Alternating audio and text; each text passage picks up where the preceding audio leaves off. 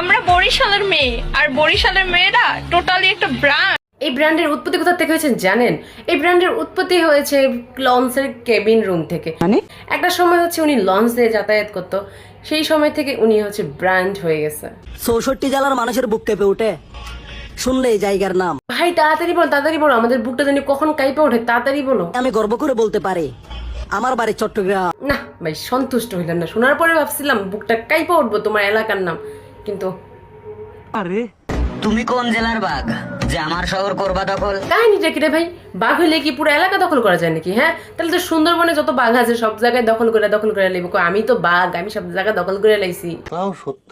তুমি কি ভাই ভুলে গেছো যশোর নাশকতার শহর? এই রে ভাই, লজ্জা করে না? নাশকতার শহর আবার হচ্ছে গর্ব করে বলতেছো? সেই নাশকতার শহরকে হচ্ছে দখল করতে আবার বাঘেরও কোনো প্রয়োজন হয়?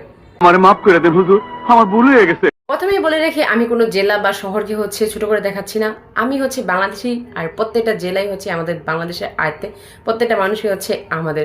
আর আমি কিছু কথা বলবো, সেটা হচ্ছে কিছু কিছু প্রতিবন্ধীদের নিয়ে, যারা হচ্ছে নিজেদের জেলাকে নিজেরাই হচ্ছে পচাই বলতেছে। আর কারেক্ট, একটুখানি ভুল ত্রুটি হয়ে গেলে মানানসই করে নেবেন।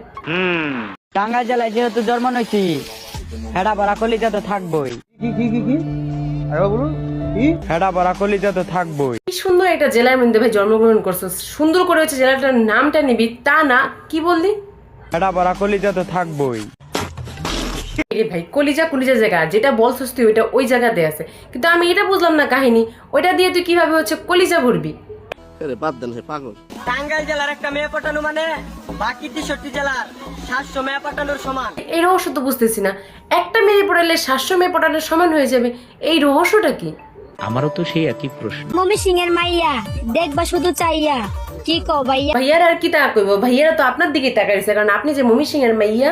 সে যাই হোক, নিজের জেলা নিজের কাছে ব্র্যান্ড, আর তুমি আমার জেলা ব্রাহ্মণবাড়িয়া নিয়ে সমালোচনা করবা? ভাঙ্গেলামো তোমার ট্যাঙ্ক। ভাই রে ভাই, কি পাওয়ার! একটা কথা বলি তোমার শর্টকাটে, তুমি যদি অন্য জেলার মানুষের ঠ্যাং ভাঙতে যাও, তাহলে তো তোমার অন্য জেলায় যাইতে হবে। তো অন্য জেলার মানুষগুলো কি তোমার এমনি ছেড়ে দিব? আরে আমি গান শুনামু সুরে। মানিকগঞ্জের মেয়েরা একবার মুস্কি হাসি দিলে বাকি 63 জেলার প্লাপান প্রেমের জালে যায় ফেসে। চিনে রাখুন, তাকে ভালো করে চিনে রাখুন। উনি হচ্ছে ফাঁসের নেপাটি, প্রত্যেকটা ছেলেকে ওনার হইতেছে ফাঁসায় সবকিছু চুরি করে নিয়ে নেয়। বাজে। তোমাদের জেলা কয়জনে চেনে ভাই? আমি বেশি কিছু বলবো না, শুধু একটা কথাই বলতে চাই, আমাদের পাবনা জেলা চাটমোহর থানার নাম শুনলে বাকি 63টা জেলা থরথরায় কাঁপে। ভাই তুই কি বলি? সবকিছু কেঁপে পুরো বাংলাদেশ তো এখন কেঁপে উঠতেছে। এখন আমরা কি করবো? হ্যাঁ, তোমাদের জেলার নাম শুনে পুরো মানুষ হইতেছে কেঁপে উঠতেছে। আমাদের ফরিদপুর জেলার ছেলেরা সব জেলার ক্রাশ, এই কথা শুনে বাকি 63 জেলার ছেলেরা গলায় দিবে ফাঁস। তারপর যদি সব ছেলের দেয় ফাঁস, তাহলে তারা খাইবো জীবনে বড় একটা আইখাওলা বাস। ঢাকার পাশে এক জেলা যেখানে চলে মেশিন গানের খেলা। ওয়েলকাম টু শাহজাদপুর সিরাজগঞ্জ জেলা। এরা মনে হয় মেশিন সাপ্লাইয়ার। হ্যাঁ, কি বলেন? আচ্ছা ভাইয়ারা, আপনারা কি দেশে সাপ্লাই দেন নাকি একটু বিদেশেও সাপ্লাই দেন এই মেশিন গুলা? কি ভাই, বাংলাদেশের 64 জেলার মধ্যে একমাত্র ফেনী জেলার মেয়েরাই শূন্য পকেটে ছেলেদের পাশে থাকে। বাহ, দারুন! এরকম যদি লয়াল মেশ প্রত্যেকটা জেলার ভিতরে থাকতো, তাহলে হচ্ছে এখন ব্রেকআপের সংখ্যা পুরো হইতেছে কমে যেত।